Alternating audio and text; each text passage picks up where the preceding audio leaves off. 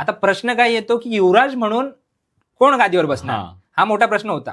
तर तांत्रिक दृष्ट्या आपण बघायला गेलो तर ज्या महाराणीचा राज्याभिषेक होतोय, अभिषेक होतोय, तर त्या महाराणीचा मुलगाच त्या युवराज पदाच्या गादीवर बसेल. ओके. पण त्यावेळेस राजाराम महाराज 4 वर्षाचे होते आणि छत्रपती शिवाजी महाराज हे शंभूराजांचा युवराज म्हणून अभिषेक घालतात. ओके.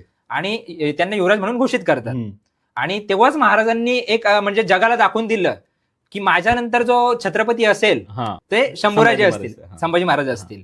आणि म्हणजे महाराज का या गोष्टीवरून म्हणजे कशावरून विचार केला असेल तर त्या काळामध्ये घोड्यावर बसून वाऱ्याशी स्पर्धा करणारा, विजेसारखी तलवार चालवणारा, म्हणजे काय बोलतात अर्थशास्त्र, धर्मशास्त्र, नीतिशास्त्र या गोष्टींमध्ये शंभूराजे पारंगत होते. कित्येक भाषांचं त्यांना ज्ञान होतं. म्हणजे शस्त्र आणि शास्त्र या दोन्ही गोष्टींमध्ये शंभूराजे पारंगत होते.